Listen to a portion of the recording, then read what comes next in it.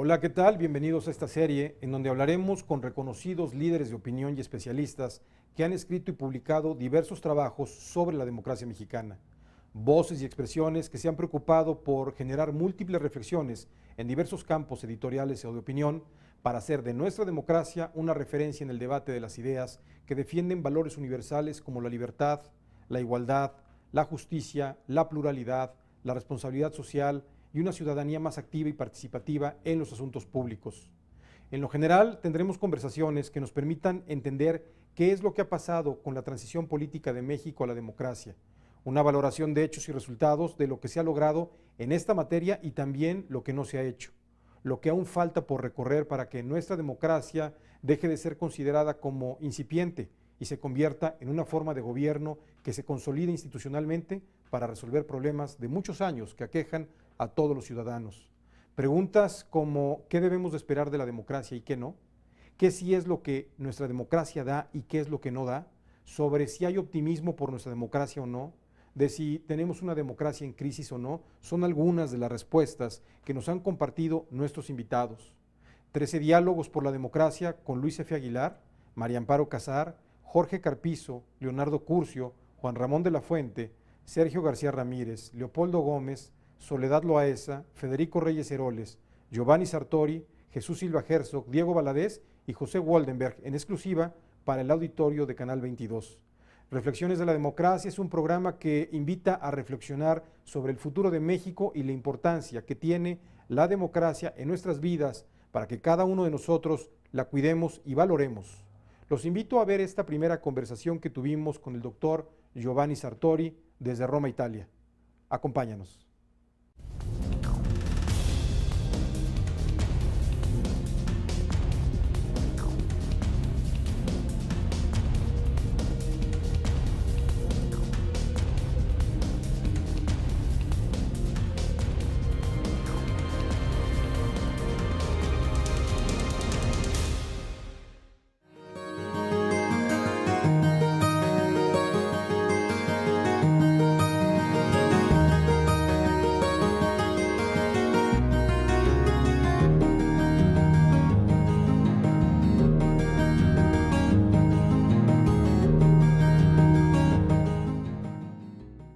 Professor Sartori, thank you for this interview.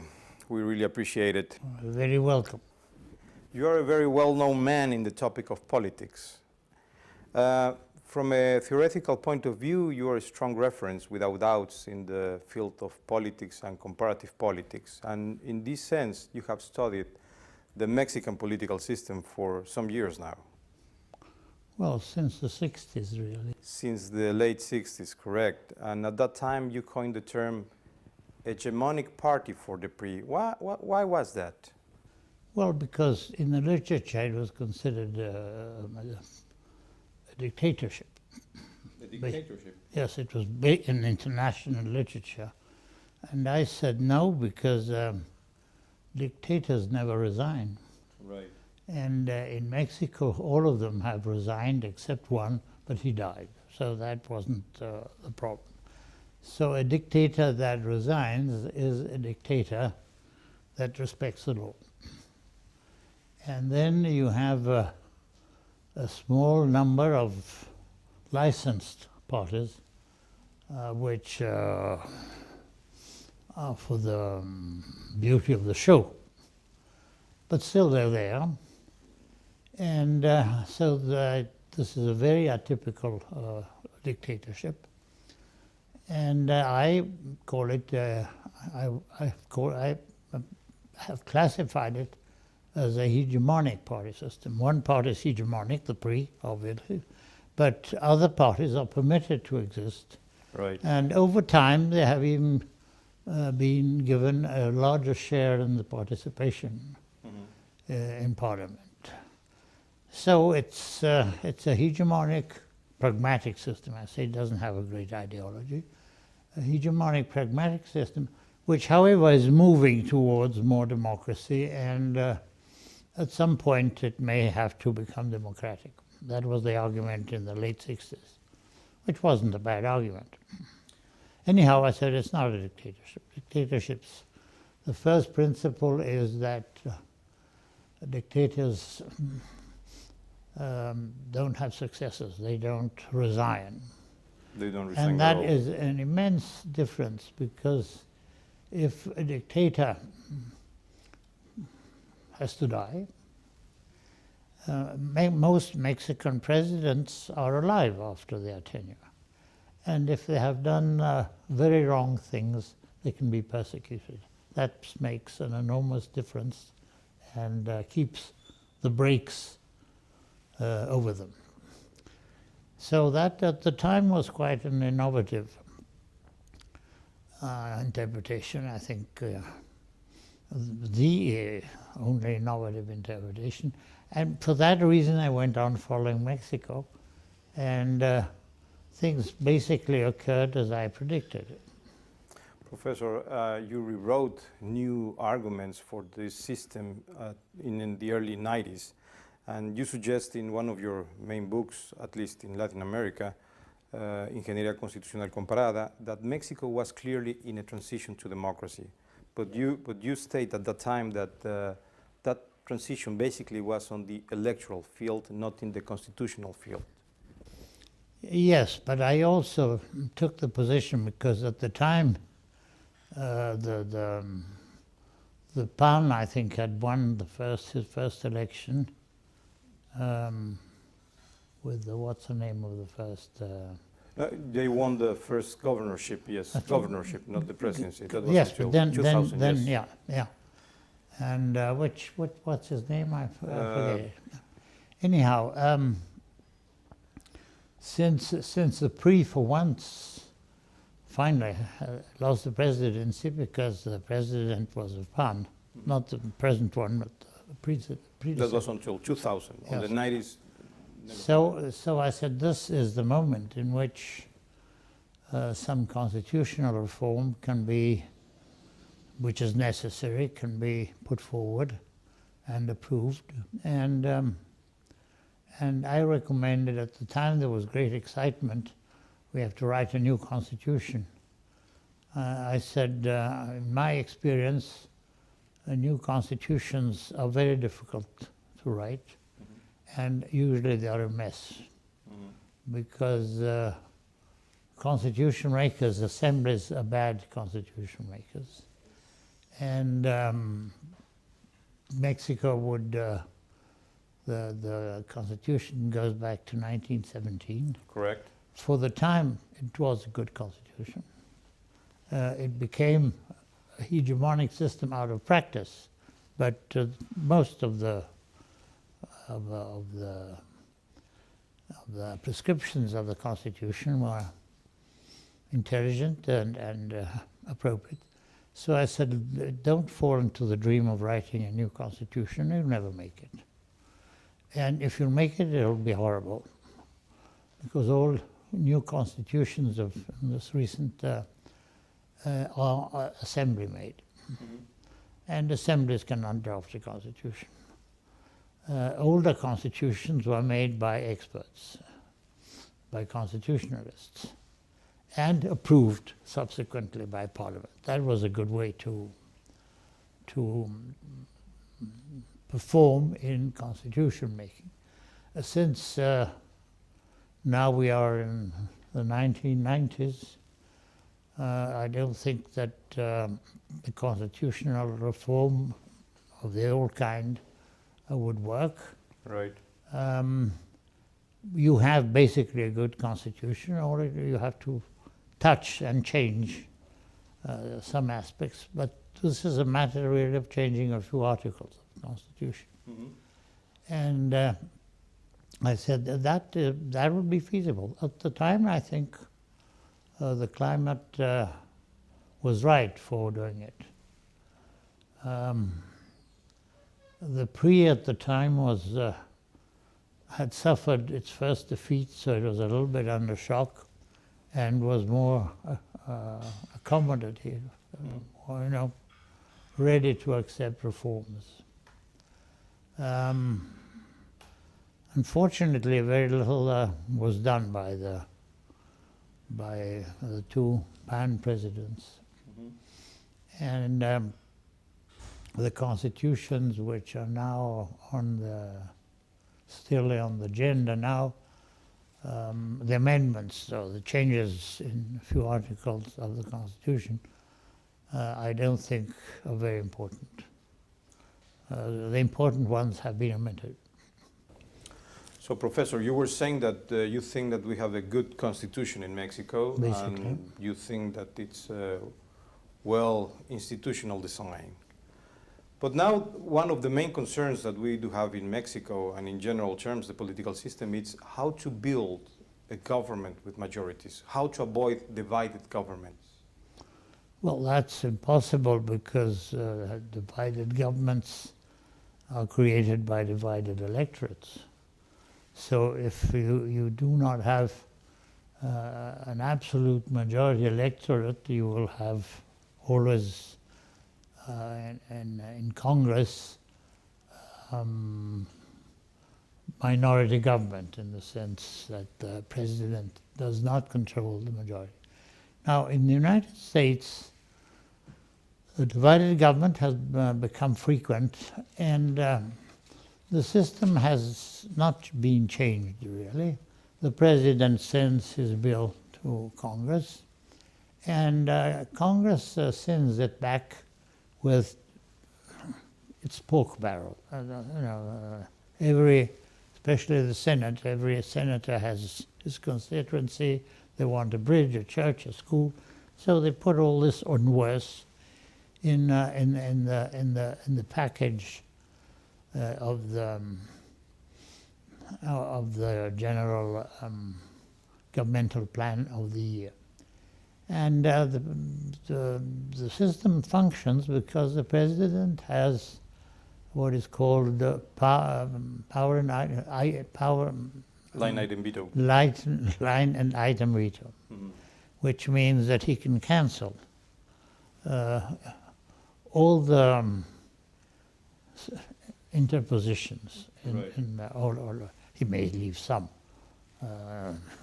probably because it's a very powerful senator that proposes it. But in principle, he can cancel all the pork and barrel stuff that Congress sends back. And at this point, Congress has to accept, because it's not feasible in the United States to have a government which cannot pay. It's bureaucracy, it's army, etc. So this is a good system, because the members of parliament have done their duty vis-à-vis their constituencies. They have put forward the proposal. The president has cancelled them, and there's nothing I can do about that. So in general, the bill is positive.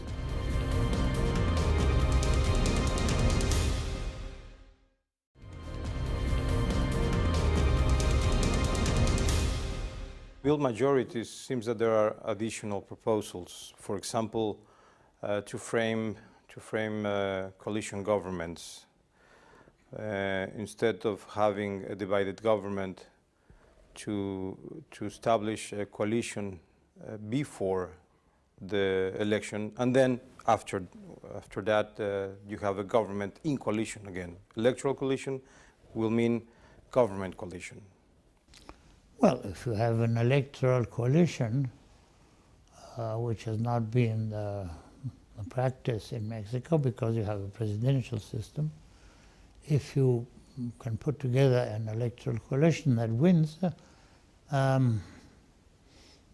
you can conceive of a private cabinet of the president. The president remains, it's a non-divisible power. So the president can have a cabinet, let's say, of advisors that belong to the coalition that has elected him president. It's a big change, naturally, because presidential systems have the characteristic of simplifying problems by saying the president, there's a non-divisible power in the system. This power is the power of the president, And the president can defend itself against parliamentary majorities that are against him, can defend itself with the line and item veto technique. Unfortunately, in my mind, it was a very sensible thing to do. The line and item veto proposal has not been accepted, or has not entered, as far as I know, in the. And so this creates, unnecessarily, in my opinion, because big problems, because you can't have a presidential system that then governs with a coalition government. He can have coalition advisors, but presidential government is the government of the president. If not, you go on to a parliamentary system. And Mexico should make up its mind. It has a long tradition of presidentialism, and in my proposals, I said you can create a presidential system that finally functions, because in most of Latin America it doesn't, except now the rare case of Brazil. But Brazil has done very badly before. I mean, has of course, had a number of military coups, military dictatorship, civilian dictatorships. So I think that's a lost opportunity, because that could have saved the principle of presidentialism, and at the same time softened the divisions and disagreements. the thing is how to build majority governments, and there is a great difference between the system of Mexico, the electoral system of Mexico, and the electoral system of the States. Basically, it's that in the States you have a two-party system, and in Mexico you have a multi-party system. So how can you protect pluralism, political pluralism, with an efficient government and having a majority system, a majority government? That's the question. Well, the number of parties is basically 2 in the United States. Yes. And now that it's a rare exception, basically 2 in all the English-speaking countries, except in England now, but temporarily. And this implies that the country is accustomed to two-party government and votes for two major parties. Instead, in Mexico, there has been a 3 or 4 main parties. a splitting. Now, the extreme left has, which would have been a big problem, has not won in the election and has had no president. But still, the more the parties, the more a presidential system doesn't function well. Of course, you can conceive a hybrid sort of system, presidential system, which, however, creates not his private cabinet, but a government, which in which he accepts, I think one should say, accepts members of the smaller parties. That may work or not. I prefer the line and item system. There is another proposal in the arena, in the political arena in Mexico, that suggests that instead of having coalition governments, the way how to build majority system governments should be according to what they call governance clause, which is basically a system whenever you get 40% of the votes, you will get automatically the rest, just the 10%, and then you will get the majority. What do you think about that? Well, I'm against majority premiums. In Europe now, I think they exist only in Italy. They have been frequent in older times. I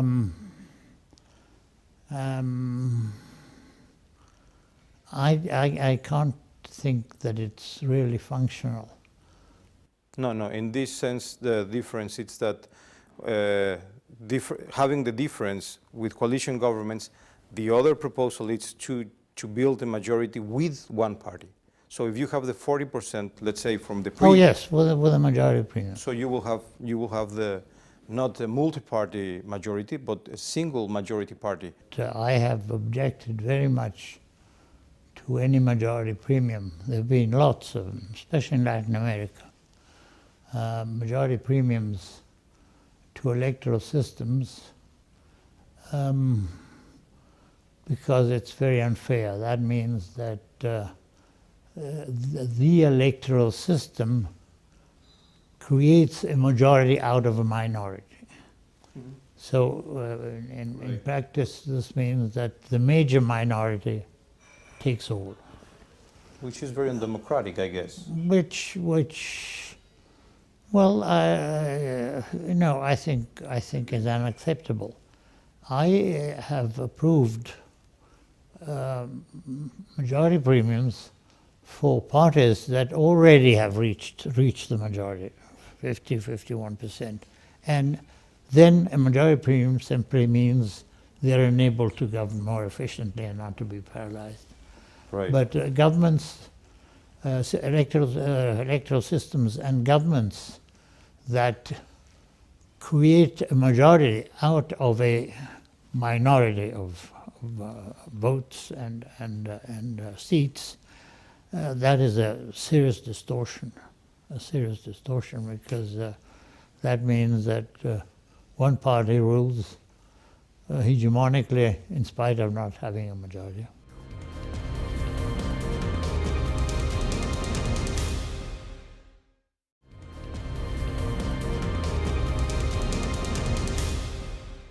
So, Professor, you were saying that building majority governments within a presidential system, it's strongly linked with good representation, governance, avoiding blackmailing and fragmentation. You suggest in your book, Ingeniería Constitucional, different proposals. For example, second ballot. Why second ballot for a system, like in Mexico, that we haven't had that in the past? Well, I mean, I'm for second ballot system, both in parliamentary and in presidential systems. Like in France? Like in France. So the French type of semi-presidentialism. Because it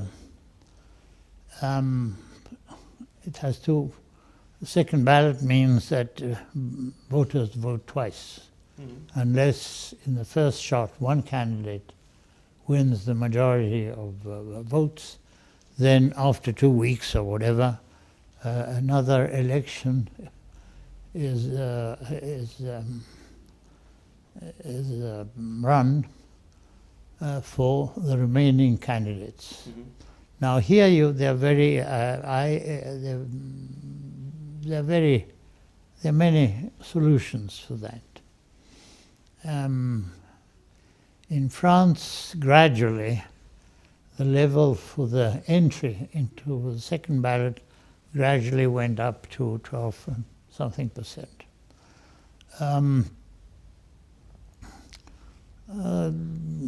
that was the goal, and the goal was strong enough to handle the situation.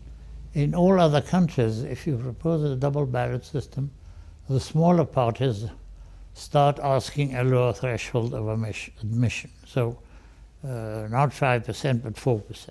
Mm-hmm. Then it's useless, because if in the second ballot you still have 5 or 6 parties, it's useless. So I have proposed for Italy, but even Italians are not very different from Mexicans. I proposed that the first ballot, which is like voters express their first preferences. They're not conditioned to anything. They say, I want a revolutionary killer, and they vote for him. The second ballot should also include, no, it's not a matter of percentages, the first four.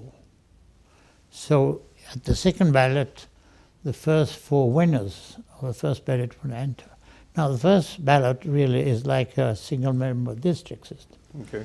Because parties are forced to present their better candidate, since it's a one-shot vote. And electors, basically, if they don't have lists of 30, 40 members, but just 6 or where, you know, can sort of get around and get some information. Right. And know something about that. The other suggestion that I have made is that on the second ballot, if the third and fourth entrant withdraw, they will have some places reserved on a central list to have minimum representation. Not too much to impede a single-party government, but enough to keep them alive, to give them a road. So if they run, they lose this possibility.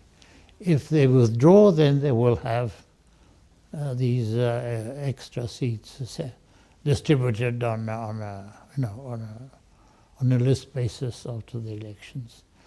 Now, I think this is a very good system because it forces parties to present the best-known candidates they have, because each voter on the first ballot has one vote, so they have to provide the best they can.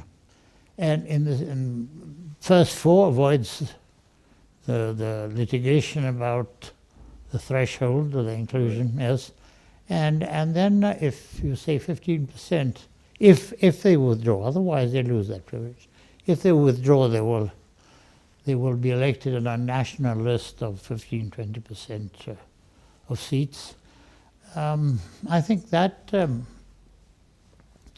is very likely to impose, to create a two-party system with some third-party representation, and would function quite well. Seems to me that the French system was built in the idea of being and to work like a presidential system in a first instance. If the president don't have the majority in the assembly, they will go to this semi-presidential system with the second ballot. Well, and all that so stuff. it is a semi-presidential system, with the understanding that if a single party wins a majority and expresses the president, it will perform like a normal presidential system. Of course. Otherwise, the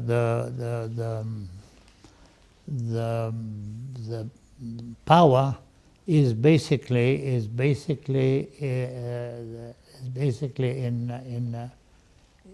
the hands of the prime minister. Mm-hmm.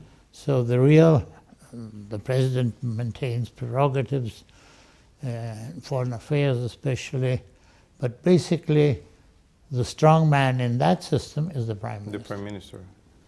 And so it's very different from the American system. Semi-presidentialism sort of puts quite well together 2 or 3 different worlds, which if true would be a good thing.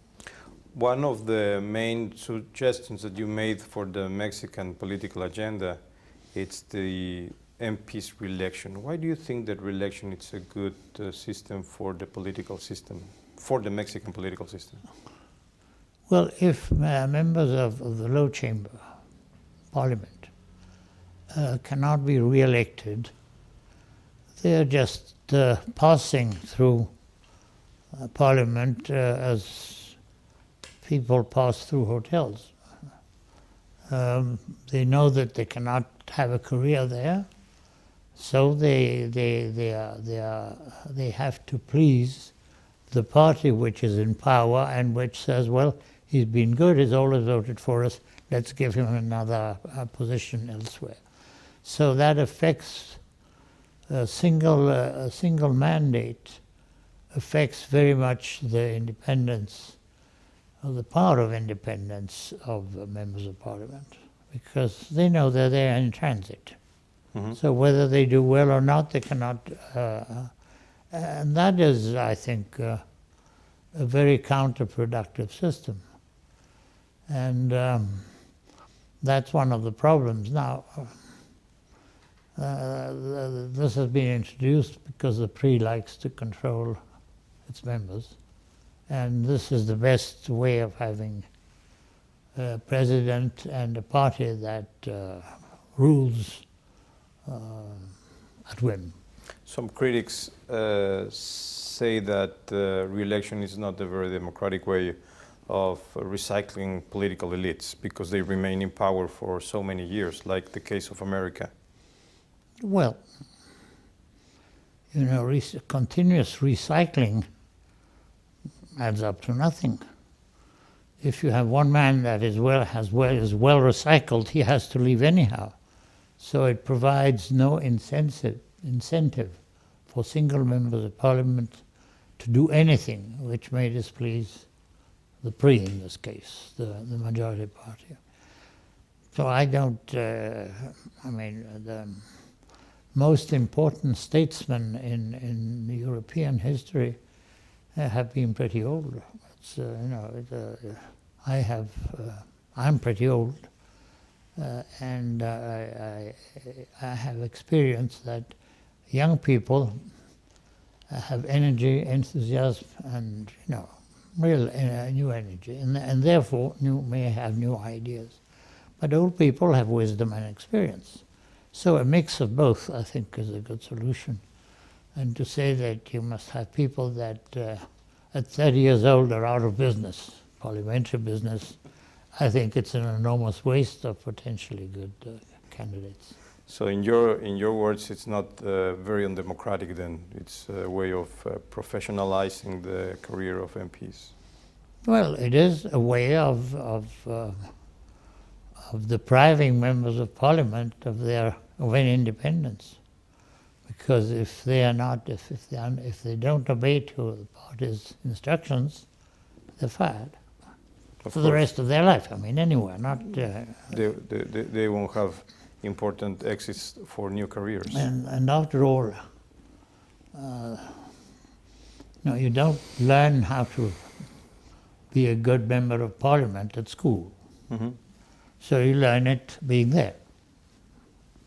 And if after 4 years, what is it in Mexico, 4? 3 years for 3 years. the low chamber and 6 for the Senate. Even worse. If after 3 years you cannot represent yourself, you're thrown out, well, they're there waiting for another appointment, and that is, they're very subservient. I mean, psychologically, it's inevitable. If I received at 30 years a position for 3 years, I would work for the next position because Clearly. my 30 years, my 3 years, I mean, I have consumed my stipend, and I'm newly floating on nothing. So this is a very strong instrument of control of the PRI, I think, or of any equivalent party on its members. And this is very destructive because Parliament has neither no real training function nor any independent power. They just have to say yes.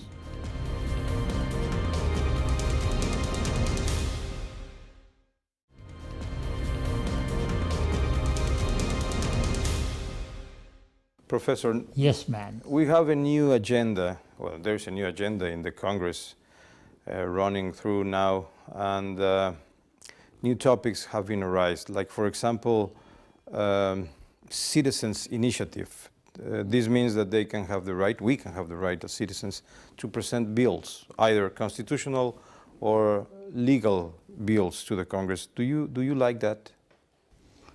Well, in the countries in which we have this popular initiative of legislation, it has never functioned, because there is no obligation. I don't know how many signatures are required in Mexico, but let's say 100,000. Well, there's this proposal arrives in Parliament, and it remains there. In Italy, we have hundreds of popular proposed buildings which lie in the basement, because Parliament is not obliged to accept them. If it were, then it would be very strange. Then there's no point to be a member of Parliament. It's better to be one of those incessant subscribers of new bills. So the instrument is totally inefficient. And if anything, referendums are more powerful, because in that case, at least in Italy, but also in other countries, in that case, the threshold of voters required to put forward a referendum proposal is 500,000, which is, annoying, because you have to have signatures. All the signatures, they must be verified by a public official, etc., etc. Anyhow, you can do it. But even there,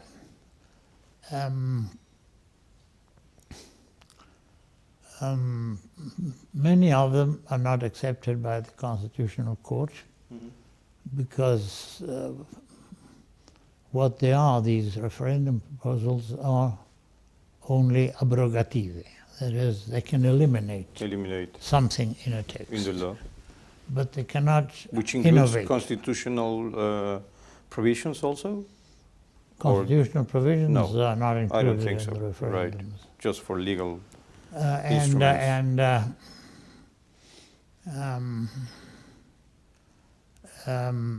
I would say half of them have been, roughly, I haven't counted them recently, have been overthrown or rejected by the Constitutional Court, because the requirements are it should not innovate in anything that is in text, but it should leave a text which is immediately operative, under the assumption that no country can remain without an electoral system. So it's this is the problem. A referendum on abolishing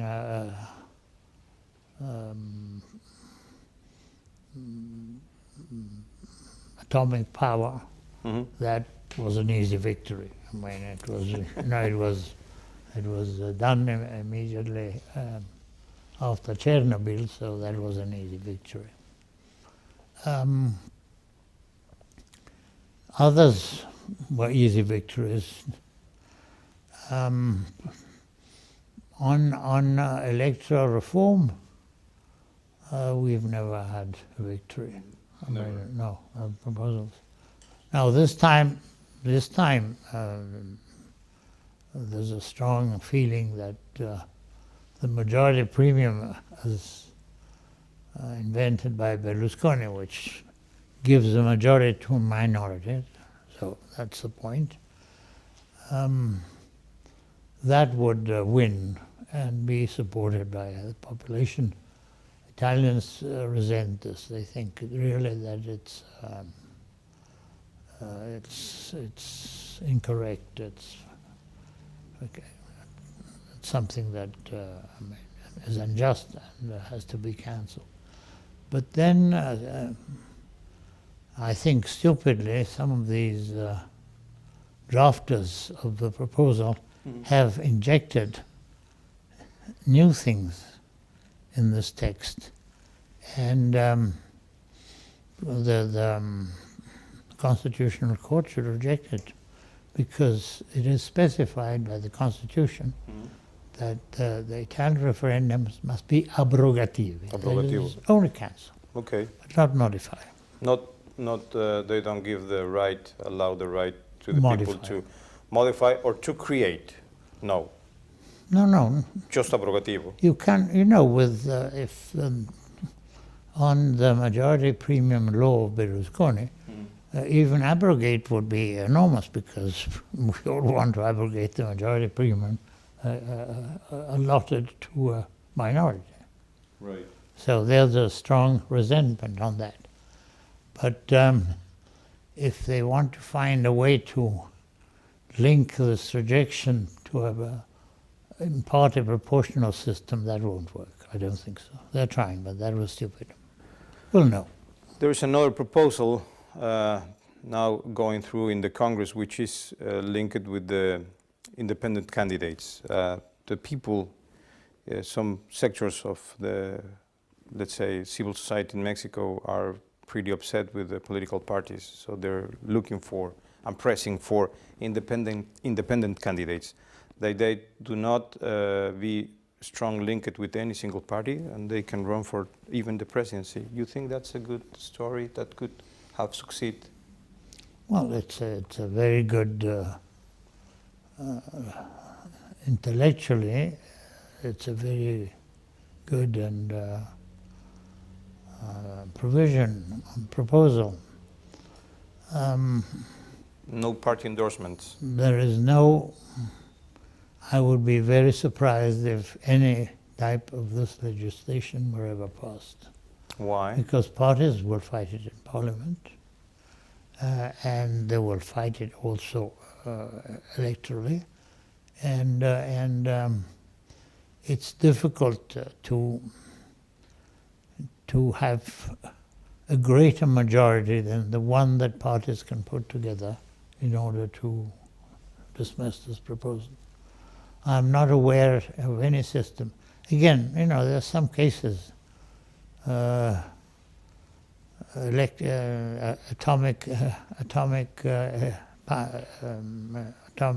power.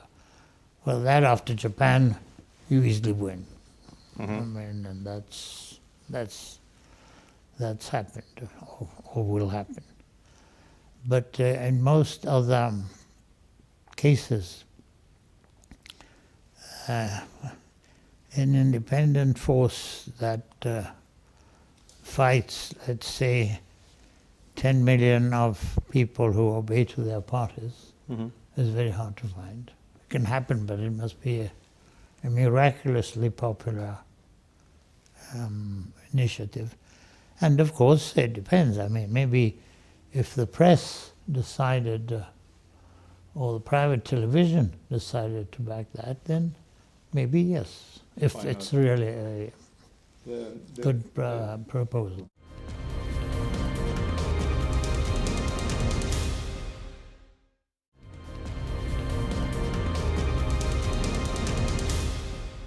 The other topic is in the new relation among Congress and the presidency, the executive branch and the Congress, the legislative branch.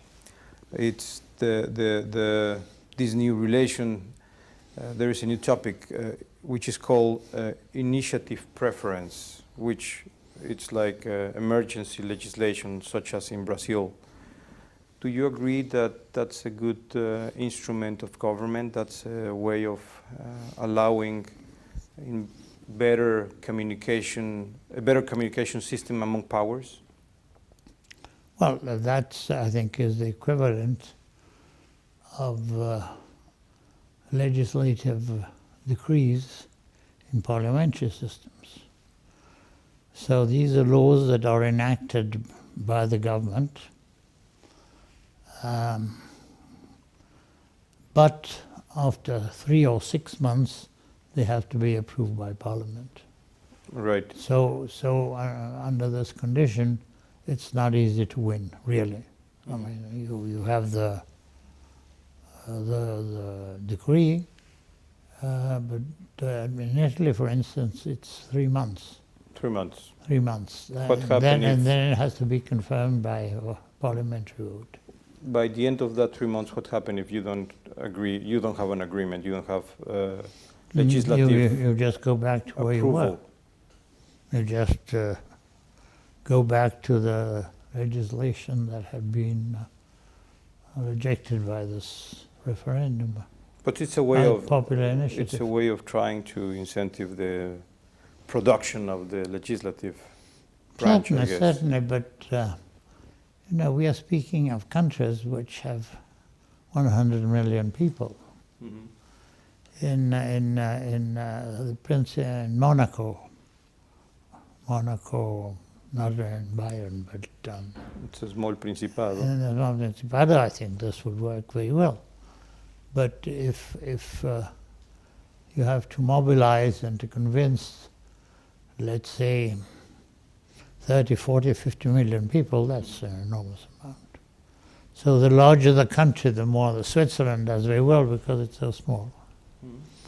And so consensual, and then the limits of what referendums can do or not do are well established. So, but the real point is that I have a few thousand elect voters. So that's easy to do. You could do it. I'm too old by now. You once wrote in one of your books, Que es la democracia, that by definition you are a pessimistic man. But in regard with the Mexican democracy, you are optimistic. Are you still optimistic? Well, you know, I hate to contradict myself, so I still remain hopeful. I don't want to say that I was wrong. There is still hope in my mind.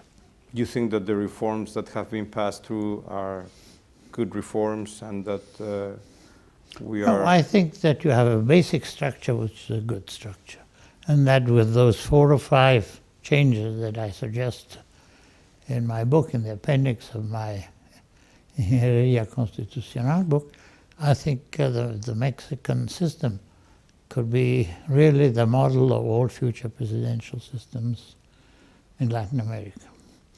Because Brazil has done very well with Lula, and now probably with his successor. But Brazil has had a horrendous time in handling its problems constitutionally. And every president before them had really to buy votes in parliament to get things done. So it was a very bad system. Now maybe these too successful. If the new president will be equally successful, they may be able to push forward reforms that impede deputies, members of parliament in Brazil could change a party every 5 days. That's terrible. So that has to be, and all the votes that when the president wanted a vote in his favor, he had to pay for it. Pay in benefits, not necessarily in money. So we'll see with Brazil now, which is the best case. Naturally, Chile has always functioned quite well, because it has always had a European type parliamentary system. It's a presidential system, isn't it? Yes, no, but I mean the whole. It's a presidential system, but with a background of parliamentary experience, and then the Germans. The Germans. Oh, important. The political class. Class is still of German origins. It was Interesting. colonized by Germans, and this is why they always had a political system comparable to European ones, in spite of presidentialism. Professore, molte grazie. I'm delighted. Now the next thing is that you should be able to push forward the sensible reform that I propose in your country. We'll do it. Good. Grazie, professore. Good.